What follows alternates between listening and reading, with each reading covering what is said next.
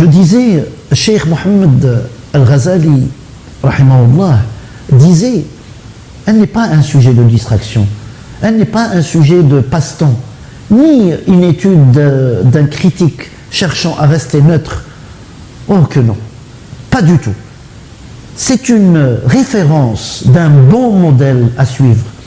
C'est une source de loi dont il a fait pratique. Alors, tout manquement dans l'exposition de sa biographie ou désordre dans la citation des événements qu'il a vécus, chers frères et chères sœurs, il faudra faire attention. Il faudra faire très attention. Parce que ce ne sera qu'une pure injustice envers la foi elle-même.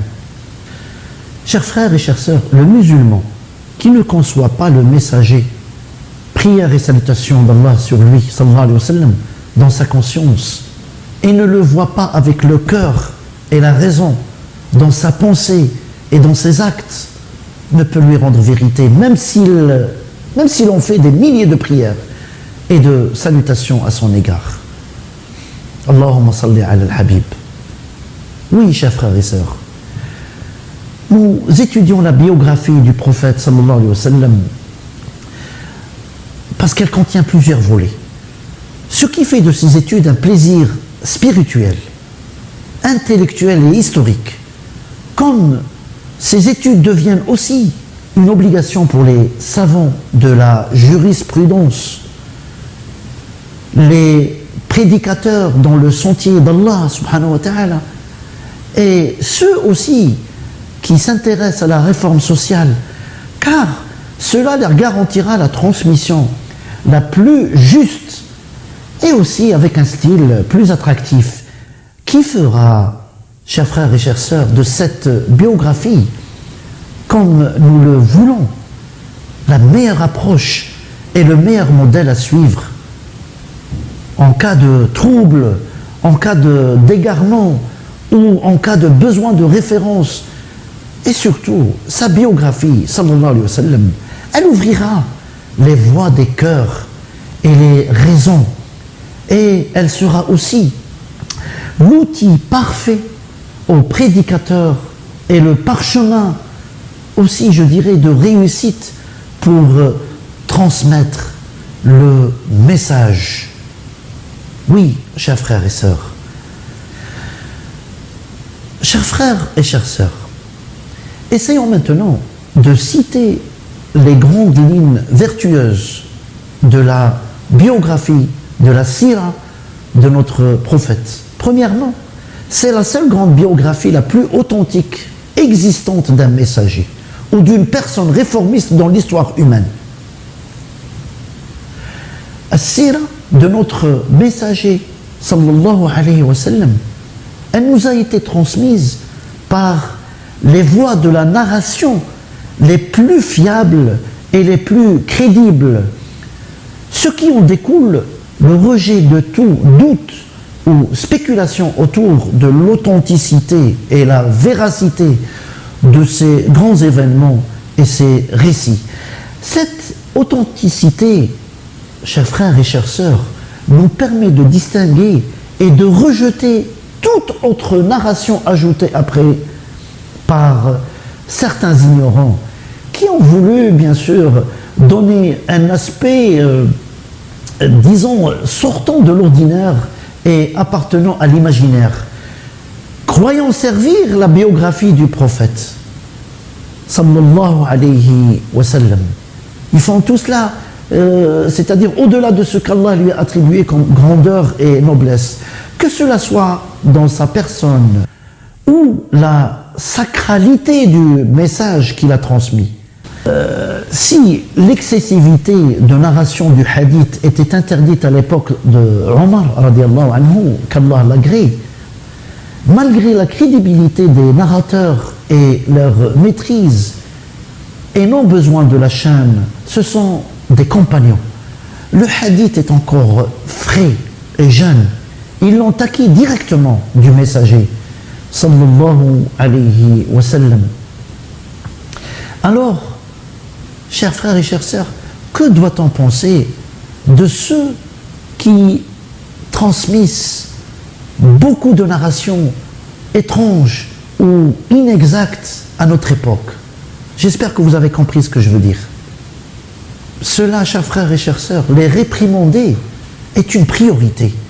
Si au moins ils se sont contentés de narrations faibles ou étranges, ils ne se gênent pas à narrer le mensonge et des hadiths inventés en se référant aux règles fondamentales et de base de la jurisprudence.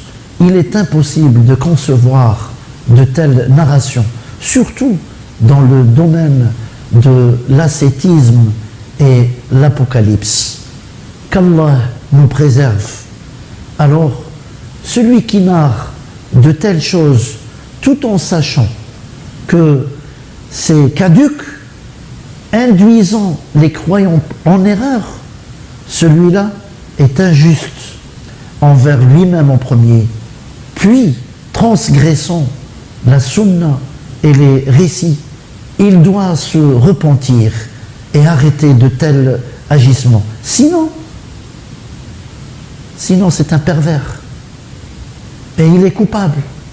Et il doit avoir du scrupule et qu'il arrête de narrer tout ce qu'il entend sans discernement et qu'il demande de l'aide aux gens du savoir pour l'aider à nettoyer ses narrations, demandant à Allah qu'il nous préserve. Chers frères et chères sœurs, la vie du messager sallallahu alayhi wa sallam, elle est très claire dans toutes ses étapes, depuis le mariage de son père Abdullah avec sa mère Amina, et cela jusqu'à sa mort sallallahu alayhi wa sallam.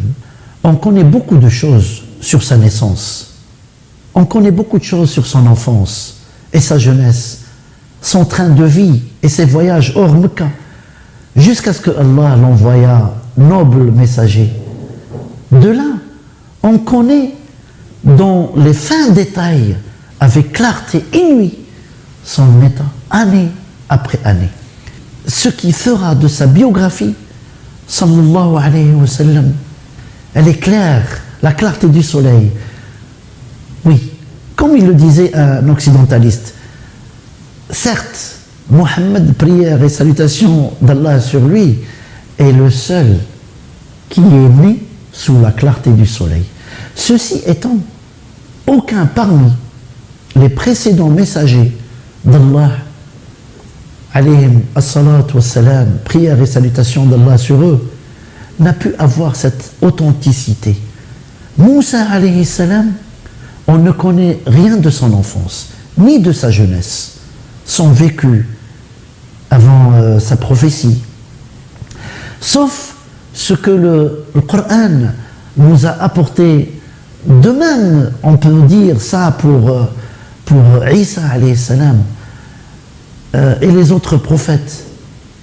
Nulle comparaison avec ce que ramènent les livres de biographie et dans les détails les plus fins de la vie personnelle de notre messager sallallahu alayhi wa sallam, soit sa façon de manger, se mettre debout ou s'asseoir, ses habits et son physique, sa présentation et sa façon de parler, son comportement aussi au sein de sa famille, son adoration et sa prière, son vécu avec ses compagnons, les précisions, chers frères et chères sœurs, ont atteint le nombre de cheveux gris se trouvant dans sa tête et sa barbe. Sallallahu alayhi wa sallam.